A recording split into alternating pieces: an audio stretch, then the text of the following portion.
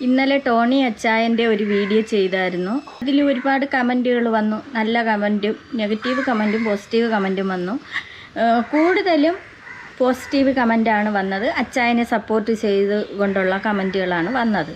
പിന്നെ അതിൽ 2-3 കമൻറ്റുകൾ വന്നായിരുന്നു. അത് സായിയുടെ ശിങ്കിടികളായിട്ടുള്ളവരായിരിക്കാം അങ്ങനെ കമൻ്റ് ഇട്ടത്. വേറെ കണ്ടൻ്റ് ഇല്ലാത്തത് കൊണ്ടാണോ ഇതെടുത്തത് എന്നൊക്കെ ചോദിച്ചുകൊണ്ടുള്ള കമൻറ്റുകൾ വന്നിട്ടുണ്ടായിരുന്നു. നമ്മുടെ അവകാശമാണ്, നമുക്ക് ഇഷ്ടപ്പെടുന്നത് നമ്മൾ സംസാരിക്കും. അച്ചായൻ്റെ പക്ഷത്ത് ശരിയെന്ന് തോന്നിയത് കൊണ്ട് ഞാനത് സംസാരിച്ചു. ഇത് തുടക്കം ഇട്ടത് സായിയാണ്, സീക്രട്ട് ഏജൻറ്റ്. എവിടെന്നോ കുത്തിപ്പൊക്കി കൊണ്ടുവന്ന് അച്ചായൻ കള്ളത്തരവണ് കാണിക്കണേന്നും പറഞ്ഞ് സ്ത്രീകൾ രംഗത്തിറങ്ങക്കം തുടങ്ങി. ഒരാളൊരു കാര്യം കുത്തിപ്പൊക്കി കൊണ്ടുവരുമ്പോൾ പിന്നെ അതിന് എവിടെയെങ്കിലും കിടക്കണ ഇല്ലാ കഥകളും പറഞ്ഞും കൊണ്ട് വരും. അത് സ്വാഭാവികമാണ്.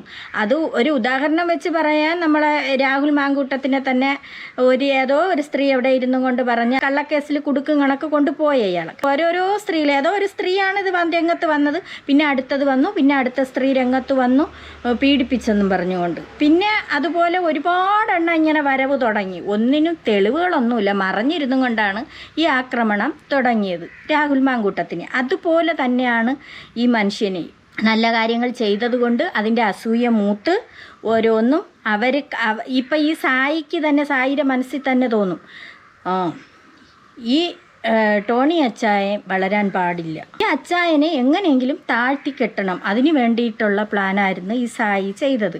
എവിടെന്നോ ത്രിപുല എന്തോ കുത്തിപ്പൊക്കി കൊണ്ടുവന്നതിന് ശേഷം പിന്നെ വേറെ സ്ത്രീകൾ രംഗത്തിറങ്ങക്കം തുടങ്ങി.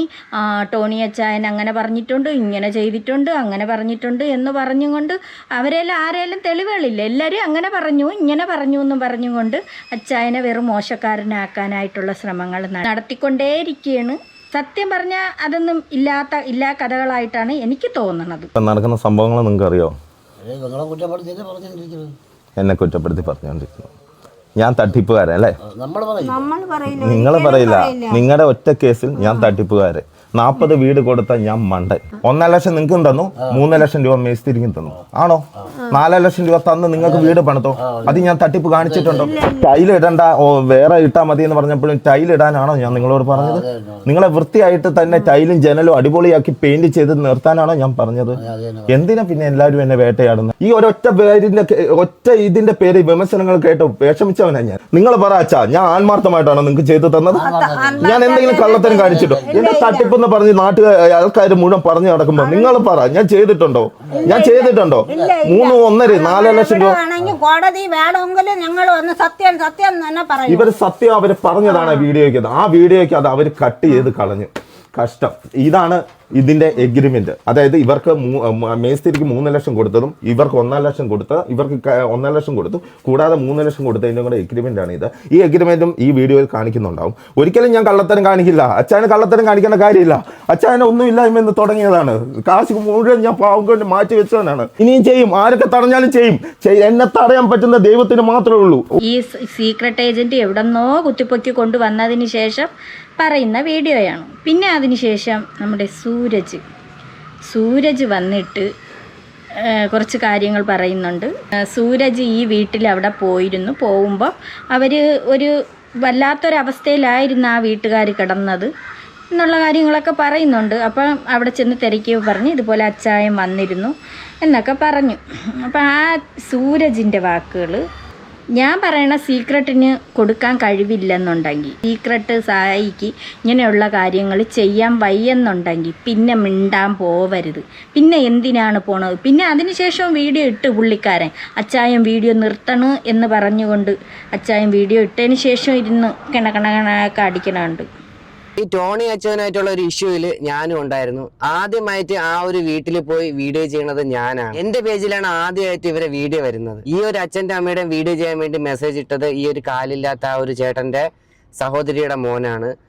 അപ്പൊ ആ ഒരു ഒട്ടും നിവർത്തിയില്ലാത്ത ഒരു മണ്ണിട്ട വീട്ടിൽ താമസിക്കുന്നതാണ്, കഴിക്കാനും ഒരു വക ഇല്ല എന്ന് പറഞ്ഞുകൊണ്ട് മാത്രമാണ്, അത്രയും വിഷമം പറഞ്ഞുകൊണ്ടാണ് ഞാൻ അവിടെ വീഡിയോ ചെയ്യാൻ വേണ്ടി പോയത്. അപ്പോൾ അവരുടെ അവസ്ഥ കണ്ടപ്പോൾ തന്നെ എനിക്ക് ഒരുപാട് വിഷമായി.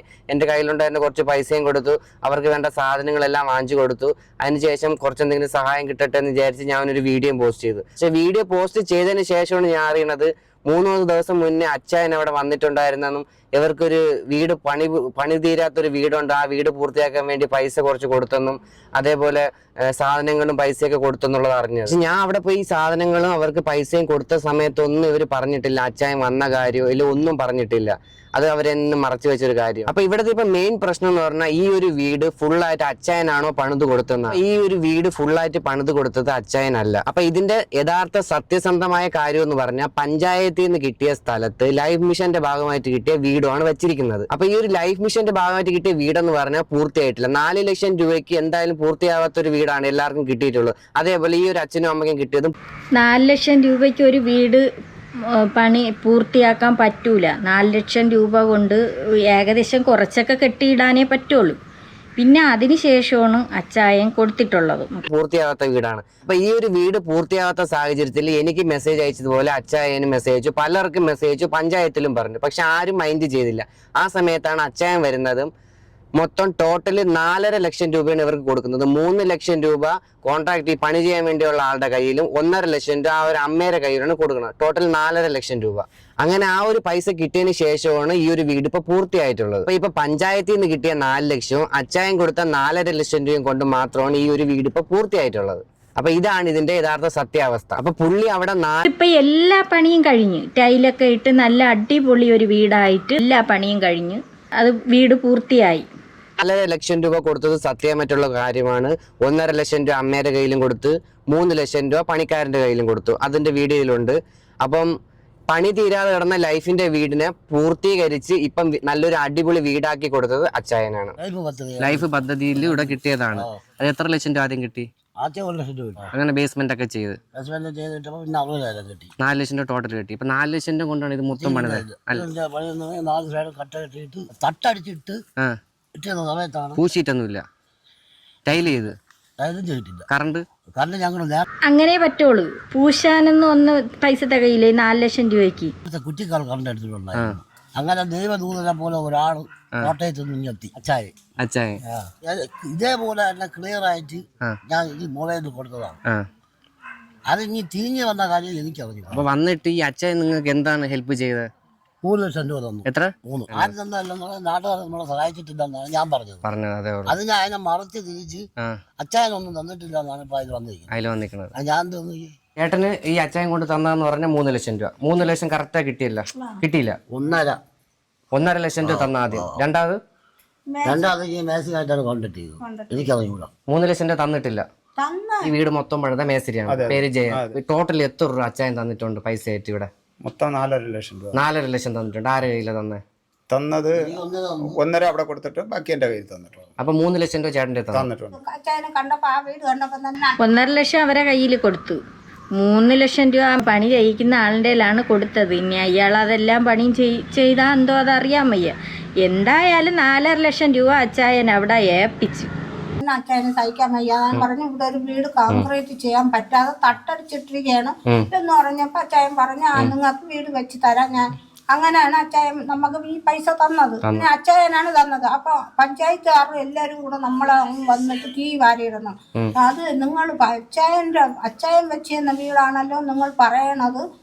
നമ്മൾ തന്ന ലൈഫ് പദ്ധതി വീട്ടിന്റെ കാര്യം മറ്റും ഒന്നും പറഞ്ഞില്ലല്ലോ. നിങ്ങൾ തന്ന 4 ലക്ഷം രൂപ കൊണ്ടൊന്നും എനിക്ക് വീട് പൂർത്തിയായില്ല, പാതിയിൽ കിടക്കുകയാണ്. അച്ചായൻ വന്നാണ് നമ്മളെ ഇത്രയും സഹായിച്ചത് എന്ന് പറഞ്ഞു. അതിന് വല്ല തെറ്റുണ്ടാന്ന് ഞാൻ ചോദിച്ചു. അച്ചായൻ തന്ന കാര്യം കൂടെ നമ്മൾ പറയാൻ പറഞ്ഞു. ഞാൻ പറഞ്ഞിട്ടാണ് പെയ്യും. അപ്പൊ ഇവര് പറഞ്ഞെന്ന് പറഞ്ഞു. അതിന് അവര് കട്ടാക്കി കളഞ്ഞു. നമുക്കൊന്നും അവര് കട്ട് ചെയ്ത് കളഞ്ഞു. തന്നെന്ന് തന്നെ പറഞ്ഞു അല്ലേ? പക്ഷെ അതിനെ അവര് കട്ട് ചെയ്ത് കളഞ്ഞതാണ്. കട്ട് ചെയ്ത് മാറ്റിയിട്ട് ഇവര് കറക്റ്റ് ആ വീട്ടുകാര് ക്ലിയർ ആയിട്ട് പറഞ്ഞു. പക്ഷെ അതിന് കട്ട് ചെയ്ത് അങ്ങ് മാറ്റി.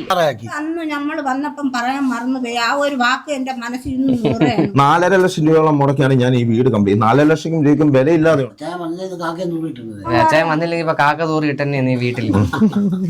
സീക്രട്ട് ഏജന്റാണ് ഇത് കുത്തിപ്പൊക്കി കൊണ്ടുവന്ന് ഇപ്പം ഇത്രത്തോളം വിഷയമായി. ഈ പാവപ്പെട്ട ജനങ്ങൾക്ക് ഇപ്പം വീട് വെച്ച് കൊടുക്കണ ദൈവം എന്ന് പറയുന്ന ആള് വീഡിയോയും എല്ലാം നിർത്തി ഇനി ആർക്കും ഒരു സഹായം ചെയ്യൂല എന്ന് പറഞ്ഞുകൊണ്ട് ആള് പോവുകയും ചെയ്ത്. ഇപ്പം ജനങ്ങളെല്ലാവരും ഈ പാവപ്പെട്ട മനുഷ്യരെല്ലാവരും ഭയങ്കര വിഷമത്തിലാണ്. ഇപ്പോൾ ഒരുപാട് കമൻറ്റിലൂടെ ആയിരുന്നാലും ആളുകൾ പറയണ അച്ചായം പോവരുത്, ഇതുപോലെയുള്ള സഹായങ്ങൾ ഹെൽപ്പ് ചെയ്ത് കൊടുക്കണം, ഒരുപാട് പാവങ്ങളുണ്ട്. ഇതിപ്പോൾ ആളിൻ്റെ സ്വന്തം വരുമാനത്തിൽ നിന്നെടുത്താണ് ഇത് ചെയ്യണത്. ആളുടെ ചാനൽ, ഇപ്പം അച്ചായൻ്റെ ചാനൽ വളർത്താനോ എന്തോ ആവട്ടെ, ഇതിപ്പോൾ ഒരു സഹായം ചെയ്യണ കാര്യം അച്ചായൻ അത് വീഡിയോ എടുത്ത് ആളുടെ ചാനലിൽ ഇടുന്നുണ്ട്. അത് ഇടട്ടെ, അതിൽ നിന്നും വരുമാനം കിട്ടിയാലും ആളൊന്നും ചെയ്യുന്നില്ല, ഇങ്ങനെയുള്ള കാര്യങ്ങൾക്കല്ലേ ചെയ്യുന്നത്, അത് മനസ്സിലാക്കണ്ടേ. അപ്പം ഈ 5 ലക്ഷവും 10 ലക്ഷമൊക്കെ ഒരേ വീടുകളിൽ കൊണ്ട് കൊടുക്കുന്ന ഒരു ദൈവദൂതൻ എന്ന് വേണം പറയാൻ. ആരെങ്കിലും ഇന്നത്തെ കാലത്ത് ഇങ്ങനെ ചെയ്യൂ? ആരും ചെയ്യൂല. എത്ര കിട്ടിയായിരുന്നാലും വീണ്ടും വീണ്ടും അളിച്ചു വാരി കുറച്ചുകൂടെ കൂട്ടി വയ്ക്കാനേ നോക്കുള്ളൂ.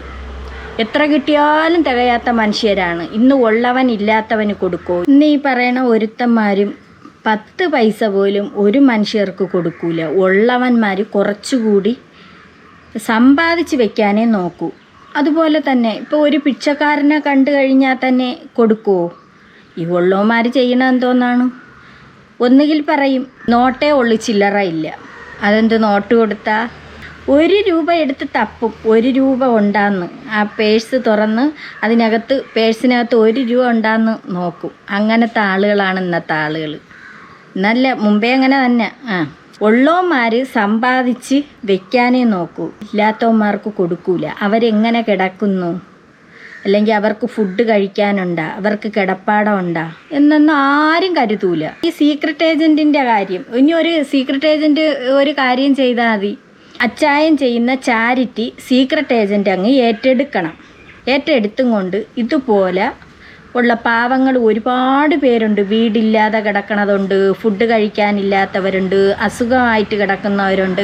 അവരെയൊക്കെ ഒന്ന് പോയി കണ്ട് സായി ഒരു കാര്യം ചെയ്യണം, 5 ലക്ഷം 10 ലക്ഷം വീതം കൊടുത്ത് അവരെയൊക്കെ ഒന്ന് സഹായിക്കണം കേട്ടാ. അതാണ് നല്ലത്. നീ ഇത്രത്തോളം ആക്കി അച്ചായനെ ചാരിറ്റി ചെയ്യാൻ വയ്യാത്ത രീതിക്ക് ആക്കി വെച്ചല്ലോ. അപ്പം നീ ഇനി അത് ചെയ്യണം കേട്ടാ. നീ അത് ചെയ്യണേ. ചെയ്തില്ലെങ്കിൽ വെറും മോശമാണ്. ഒരുപാട് പേരെ അന്നോണം മുട്ടിച്ചിരിക്കണം. ആ പാവപ്പെട്ട മനുഷ്യൻ ഇറങ്ങി ഇതുപോലെ ചാരിറ്റി ചെയ്ത് ആ ചാരിറ്റി ഇല്ലാതാക്കിയ ഒരേ ഒരാൾ സീക്രട്ട് ഏജൻ്റാണ്. എന്നിട്ട് പോരെങ്കിൽ ഇപ്പം പെണ്ണ് കേസും കൂടെ ഇതിൻ്റെ പിന്നിലോട്ട് കൊണ്ടുവന്നിട്ടുണ്ട്. പെണ്ണുങ്ങൾ അത്രയും കൂടെ രംഗത്തിറങ്ങിയിട്ടുണ്ട്. അച്ചായൻ അങ്ങനെ പറഞ്ഞ്, ഇച്ചായൻ ഇങ്ങനെ പറഞ്ഞെന്നും പറഞ്ഞുകൊണ്ട് ആരെയും പോക്കറ്റ് കൈയിട്ടെടുക്കുന്നില്ലല്ലോ, ആരടുത്തും ചോദിക്കുന്നില്ലല്ലോ. അപ്പോൾ ഇനി സീക്രട്ട് ഏജൻറ്റ് ഇതങ്ങ് ഏറ്റെടുക്കണം കേട്ടാ.